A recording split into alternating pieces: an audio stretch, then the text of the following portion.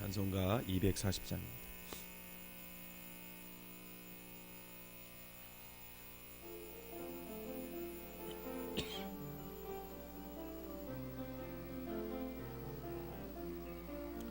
주가 맡긴 모든 역사 힘을 다해 마치고 밝고 밝은 그 아침을 맞을 때 요단강을 건너가서 주의 손을 붙잡고 기쁨으로 주의 얼굴 배우리.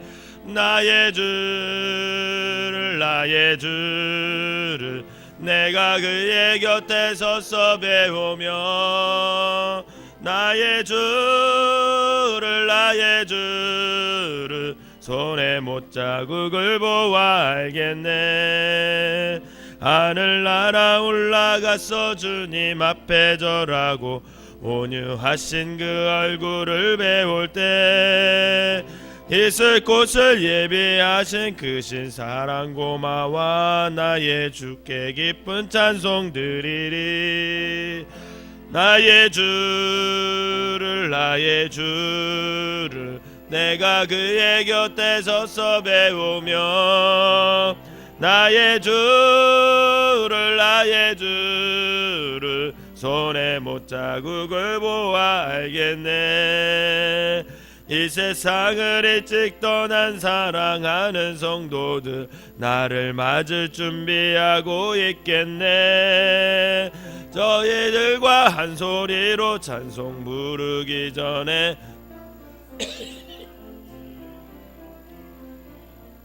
나의 주를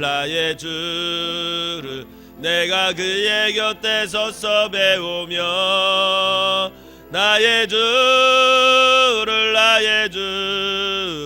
손에 못자국을 보아 알겠네. 영화로운 시온성에 들어가서 다닐 때 흰 옷 입고 황금길을 다니며 금고 문고 맞추어서 새 노래를 부를 때 세상 고생 모두 잊어버리리. 나의 주를 내가 그의 곁에 서서 배우며 나의 주를 손에 못자국을 보아 알겠네. 사도신경으로 신앙 고백 드리겠습니다. 전능하사 전지를 만드신 하나님 아버지를 내가 믿사오며 그 외아들 우리 주 예수 그리스도를 믿사오니 이는 성령으로 잉태하사 동정녀 마리아에게 나시고 본디오 빌라도에게 고난을 받으사 십자가에 못 박혀 죽으시고 장사한 지 사흘 만에 죽은 자 가운데서 다시 살아나시며 하늘에 오르사 전능하신 하나님 우편에 앉아 계시다가 저리로서 산자와 죽은 자를 심판하러 오시리라. 성령을 믿사오며 거룩한 공예와 성도가 소리교통하는 곳과 죄를 사하여 주시는 곳과 몸이 잘 사는 곳과 영원히 사는 것을 믿사옵나이다. 아멘. 오늘 함께 보실 말씀은 열왕기하 23장 24절에서 37절까지 보도록 하겠습니다. 열왕기하 23장 24절에서 37절입니다. 요시아가 또 유다 땅과 예루살렘에 보이는 신접한 자와 점쟁이와 드라빔과 우상과 모든 가증한 것을 다 제거하였으니 이는 대제사장 hil기야가 여호와의 성전에서 발견한 책에 기록된 율법의 말씀을 이루려 함이라.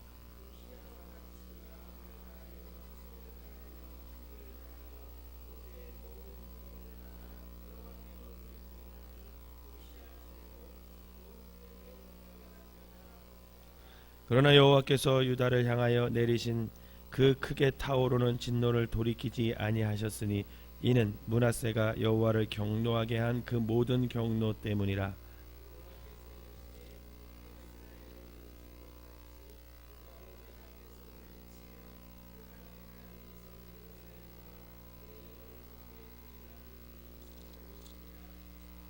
요시아의 남은 사적과 행한 모든 일은 유다 왕 역대 지략에 기록되지 아니하였느냐.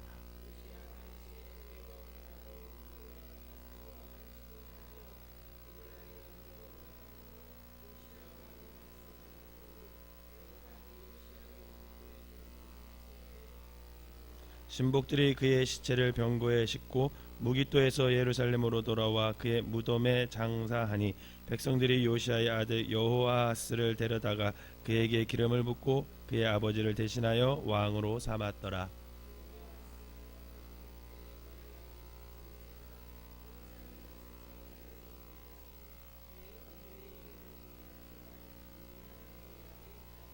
여호아하스가 그의 조상들의 모든 행위대로 여호와 보시기에 악을 행하였더니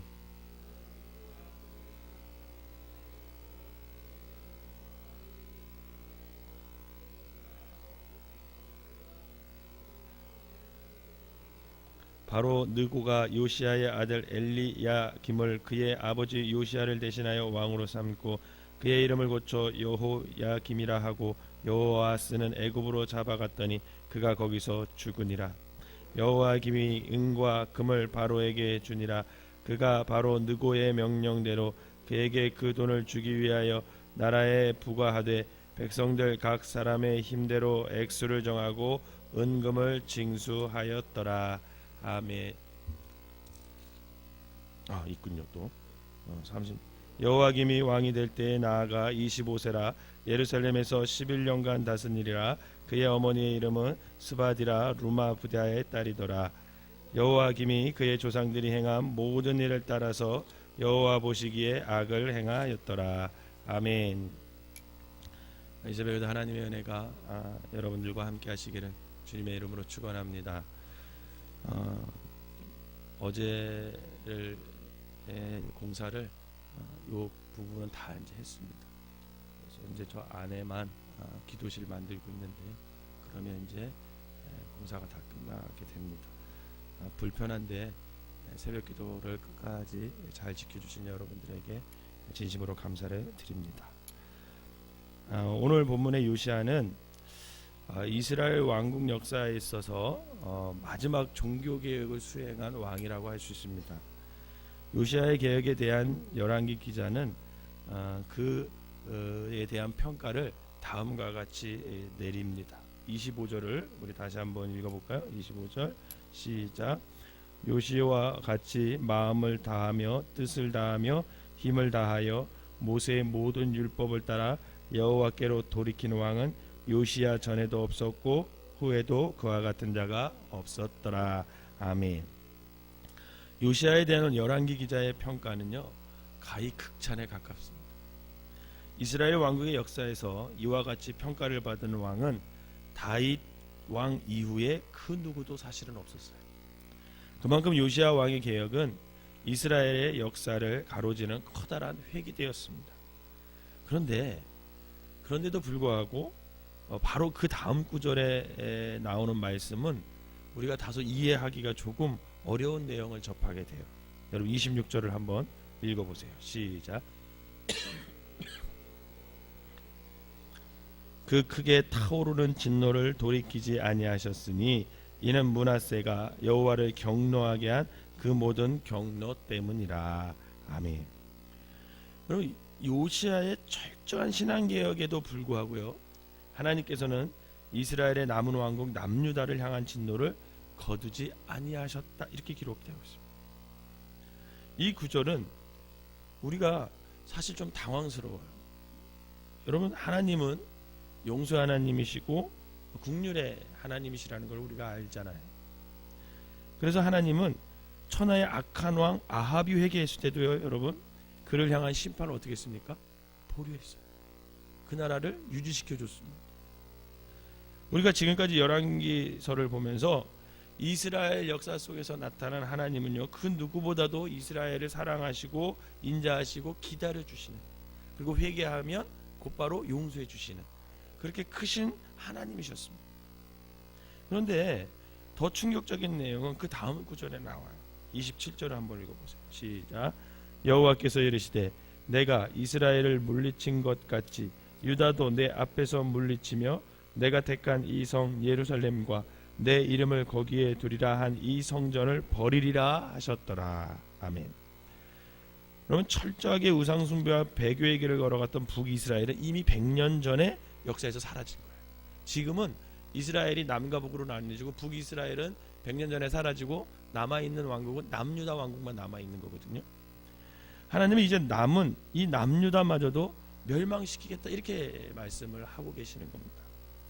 뿐만 아니라 하나님의 도성 예루살렘과 내가 성전마저도 버리겠다 이렇게 말씀하셔요. 이 선언은 요시야의 개혁 후에 선포되어져 있기 때문에 더욱 충격적이지 않을 수가 없습니다. 이러한 충격 속에서 우리가 이런 질문을 할 수가 있는 거죠. 야, 요시야의 개혁과 어떤 그런 사회개혁, 신앙개혁은 하나님의 진노를 돌이키는데 아무런 영향을 미치지 못하는 것일까? 그런 의문을 갖게 합니다. 그러면서 요시야의 개혁이 만약에 무의미하다면 혹시 우리가 믿음을 지키며 사는 것도 혹시 이 시대가 악하면 그것도 무의미하게 되는 거 아닐까? 이런 의문을 드는 거죠. 이런 질문들의 답은 22장에 보면 여선지자 훌다 선지자를 통해서 요시야에게 주신 하나님의 말씀을 통해 확인할 수 있습니다. 22장에서 율법책을 발견하고 그 내용을 접한 요시야 왕은 즉시 자신의 옷을 찢고 자신의 측근들을 선지자 훌다에게 보내어서 하나님의 뜻을 여쭤봐라 이렇게 말합니다. 그런데 그 훌다가 전해진 하나님의 뜻은 두 가지였어요. 첫 번째는 하나님의 진노를 거두지 않겠다라는 내용이었습니다. 22장 16절에서 17절 한번 읽어볼까요? 22장 16절에서 17절 시작. 여호와의 말씀이 내가 이곳과 그 주민에게 재앙을 내리되 곧 유다 왕이 읽은 책의 모든 말대로 하리니 이는 이 백성이 나를 버리고 다른 신에게 분향하며 그들의 손의 모든 행위로 나를 경노하게 하였습니다. 그러므로 내가 이곳을 향하여 내린 진노가 꺼지지 아니하리라 하라 하셨느니라. 아멘. 하나님은 훌다 선지자를 통해서 우상 숭배를 일삼아온 백성들을 향해서 진노를 거두지 않겠다 이미 말씀하셨습니다. 즉 유다에 대한 심판은 요시야의 종교개혁과 상관없이 하나님의 말씀이기 때문에 성취될 것이다 라는 내용이에요. 즉 유다에 대한 하나님의 진노는 이미 한계점에 넘어섰다라는 것을 성경은 말해주고 있는 겁니다. 여러분, 나뭇가지에 내리는 눈송이는 그 나뭇가지를 부러뜨기에 너무 작은 것 같잖아요. 근데 그 눈이 내리고 그래서 이렇게 쌓이다 보면 그렇게 가볍게 보이는 것처럼 보이는 눈도 어느 한계치에 다다르면 어떡합니까? 나뭇가지를 부러뜨리잖아요. 26절에 하나님은 므낫세가 여호와를 경노하게 한 그 모든 경노 때문에 하나님의 진노를 돌이키지 않겠다 이렇게 선언하십니다. 하나님의 심판은 요시야의 아버지 므낫세 왕의 악행으로 이미 결정된 사안이었어요. 따라서 하나님은 요시야의 겸비한 마음과 회개를 듣지 못하신 것이 아니라 적어도 요시야가 통치하는 기간 동안은 심판을 유보하시겠다 그렇게 말씀하십니다. 그래서 두 번째로 하나님은 훌다 선지자를 통해서 요시야에게 이렇게 얘기를 해요. 22장 19절을 읽어보겠습니다. 시작. 내가 이곳과 그 주민에게 대하여 빈터가 되고 저주가 되리라 한 말을 내가 듣고 마음이 부드러워져서 여호와 앞 곧 내 앞에서 겸비하여 옷을 찢고 통곡하였으므로 나도 내 말을 들었노라 여호와가 말하였느니라. 아멘. 하나님은 하나님의 말씀 앞에서 자신의 옷을 찢고 회개하는 요시야의 모습을 받아주셨습니다. 결국 하나님께서는 요시야에게 전해주신 말씀을 정리하면 이런 거예요. 심판은 돌이킬 수 없다는 거예요. 앞으로 심판은 돌이킬 수 없지만 요시야 시대 너 시대는 내가 심판을 유보하겠다 이런 내용이었어요. 여러분, 이처럼 전무후무한 개혁을 일구었던 요시야 왕은 애굽과의 전쟁에서 이제 안타깝게 전사를 하고 맙니다. 그들을 이어 왕이 된 요시야의 아들 여호아스에 대한 열왕기 기자의 평가가 이러해요. 우리 23장 32절을 한번 읽어보겠습니다. 시작. 여호아하스가 그의 조상들의 모든 행위대로 여호와 보시기에 악을 행하였더니. 아멘. 여호아하스가 아버지 요시야의 개혁 정신을 이어가지 못하고 악한 왕들의 길을 답습했다라는 거예요. 이 여호아스로 인해서 이스라엘에 남은 왕국 유다의 멸망은 이제 시한폭탄처럼 시시각각 다가오기 시작하는 거죠. 제가 이 말씀을 열왕기서를 읽으면서 참 안타까운 게 이 부분이었어요. 여러분 심판은 이미 선언이 됐죠. 그죠? 그러면 심판은 이미 선언은 됐어도 그 심판을 유보할 수 있었습니까? 없었습니까?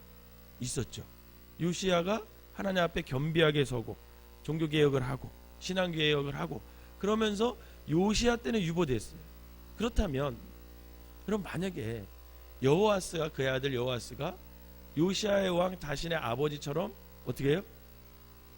하나님 앞에 회개하고 정직한 길로 행했다면 어떻게 됐겠습니까? 적어도 심판은 여호아스 때에 일어나진 않았겠죠. 그러면 계속해서 자기 때에 심판을 유보할 수는 있잖아요. 그런데 안타깝게 여호아스는 그렇게 하지 못했습니다. 여호와 보시기에 악을 행하였더라. 만일 여호아스가 아버지의 여호아스의 개혁 정신을 본받아 순종의 길을 걸어갔다면 역사는 어떻게 달라졌는지 모릅니다. 그러나 유다 왕국은 여호아스의 이후 돌이킬 수 없는 세라의 길로 접어들고 말아요. 요시야 개혁과 순종에도 불구하고 결국 유다 왕국은 BC 586년 시드기야의 왕을 마지막으로 역사에서 사라지고 맙니다. 그렇다면 사랑하는 성도 여러분, 이 요시야의 회개와 개혁이 아무런 의미가 없었을까?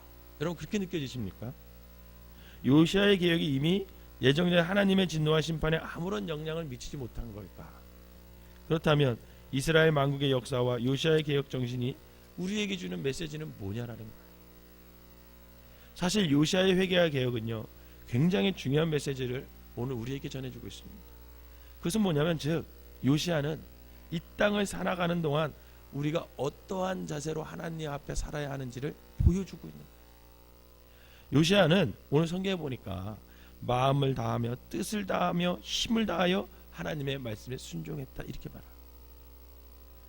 사랑하는 성도 여러분, 우리가 사는 이 세상은요 결코 영원하지 않습니다. 결코 영원하지 않아요. 우리의 자신의 삶도 우리가 사는 이 세상도 언젠가 끝이 있다라는 거죠. 하나님 앞에 서는 날이 있다라는 거예요. 종말을 맞이하게 된다라는 겁니다. 그것이 오늘인지 내일일지 그것은 아무도 몰라요. 나뭇가지에 눈이 쌓이다가 한순간에 뚝 그 가지가 부러지듯이 우리의 종말 역시 그렇게 올 거라는 거예요. 그렇다면 이 시시각각 다가오는 종말 앞에서 우리가 어떻게 하나님 앞에 살아야 되냐라는 거죠. 결국 우리가 오늘도 걸어야 할 길은 마음을 다하고 뜻을 다하고 힘을 다하여 하나님을 온전히 섬기는 믿음, 하나님 앞에 온전히 순종하는 그 길을 살아가라고 요시야는 오늘 우리에게 말해주고 있는 것입니다. 이것이 이 패역한 시대를 사는 우리 그리스도인들의 지혜라는 거예요. 여러분 우리가 어떻게 어떤 모습으로 하나님 앞에 설지 그 누구도 알 수 없잖아요. 그렇다면 적어도 우리가 요시야와 같이 산다면 적어도 이 제약된 길에서 우리는 하나님 앞에서 부족하다는 것을 부족하다 저울에서 쟀는데 너가 미달된다 이런 평가가 아니라 하나님 보시기에 너 정말 애썼다, 너 정직하게 행했고 너 정말 하나님 앞에 자격 있어 이런 말을 우리가 들을 수 있다라는 거죠. 언론인을 제가 별로 좋아하지 않습니다. 그런데 좋아하는 한 사람이 있어요. 손석희 씨를 좋아합니다. 여러분 손석희 씨가 몇 살인지 아세요? 얼굴 보면 몇 살처럼 보이세요? 한갑이세요. 한갑 60이래요. 60. 저 깜짝 놀랐습니다. 근데 손석희 씨가 어제인가 그저께 서강대에 가서 짧은 강의를 한 게 아주 인터넷에 난리가 났습니다. 명강의라고. 나중에 한번 시간 되시면 가서 들어보세요. 그런데 손석희 씨가 그런 얘기를 하더라고요. 어렸을 때 자기를 굉장히 뿌듯하게 한 말이 있는데 그게 뭐냐면 선생님 어떤 두 분이 자기의 인생에서 경험을 한 선생님 두 분 얘기를 하면서 그 선생님이 자기한테 뭐라고 얘기했냐면 너 그만한 자격 충분히 있어 이렇게 얘기했대. 너 그 정도 자격 충분히 있어 이런 얘기를 해줬대요. 근데 그 말을 들은 자기가 너무나 감동적이었대요. 그래서 요즘에는 그거를 의문문으로 바꾸고 산대. 너 지금 그렇게 살 자격 너 있어? 너 지금 네가 그 자리에 앉을 자격 있어? 이런 질문을 자꾸만 스스로에게 하면서 살아간다라는 거죠. 그러면서 그 후배들에게 뭐라고 하냐면 이 질문을 말이 하내는 거예요. 어떤 자리에 있든지 내가 이 자리에 과연 있을 자격이 있는가? 그것을 질문하며 살면 여러분들의 인생이 조금 더 행복한 인생이 되지 않을까라는 생각을 합니다. 이런 얘기를 하는 걸 제가 들으면서 우리가 하나님 앞에 이 다음에 딱 섰을 때 너 잘했어. 천국 올 자격 있어. 그 얘기를 듣는다면 여러분 얼마나 우리가 뿌듯한 인생이 되겠습니까? 사랑하는 성도 여러분, 이 패역한 시대를 사는 길은 우리가 마음을 다하고 뜻을 다하고 힘을 다하여 요시아처럼 하나님의 말씀을 순종하고 그 말씀을 통해 나의 삶을 개혁하고 그럴 때 하나님은 이 다음에 우리가 하나님 앞에 섰을 때 그래 너 천국 올 자격 충분히 있어 이렇게 분명히 말씀해 주실 거라는 거죠. 바라기는 저와 여러분들이 마음을 다하며 뜻을 다하여 힘을 다하여 주님 오시는 날까지 하나님의 말씀대로 살아가서 이 다음에 하나님 앞에 섰을 때 너 충분히 자격 있어 이런 얘기를 들을 수 있는 귀한 성도들이 되시기를 주님의 이름으로 축원합니다. 기도하겠습니다. 사랑과 은혜의 하나님 아버지 감사합니다.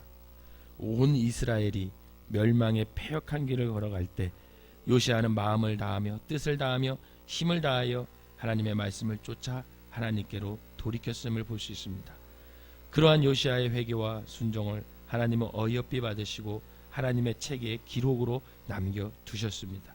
사랑의 주님, 이 패역한 시대를 사는 우리의 삶이 아버지 하나님 요시아의 삶처럼 하나님 앞에 정직하게 살아갈 수 있도록 인도하여 주시옵소서. 아무리 시대가 악하다 할지라도 악으로 악에게 지지 않게 하시고 오직 선으로 악을 이기는 지혜를 오늘 우리에게 허락하여 주시옵소서. 오늘 하루도 우리의 마음과 뜻과 힘을 다하여 영원하신 진리의 말씀을 쫓아 걷도록 아버지 하나님 우리의 발걸음을 인도하여 주시옵소서. 그래서 혼연히 우리 인생의 종말이 찾아온다 할지라도 하나님의 풍성한 국률에 힘입어 영원을 살아갈 수 있는 우리가 되게 하여 주시옵소서. 우리가 하나님 앞에 섰을 때 하나님께서 우리에게 너 여기 올 자격 있어 그만한 자격 있어 라고 아버지 칭찬 들을 수 있는 귀한 성도들 모두 되게 하여 주시옵소서. 이 시간에 귀한 예물을 드린 손길 축복하시고 저들의 삶 가운데 하나님 앞에서 부끄러움이 없는 삶이 되게 하여 주셔서 저들의 가정과 자녀들이 아버지 하나님 앞에 너 그만한 자격 있다 라는 소리를 들을 수 있는 가정 자녀들 되게 하여 주시옵소서. 예수님의 이름으로 기도하옵나이다. 아멘.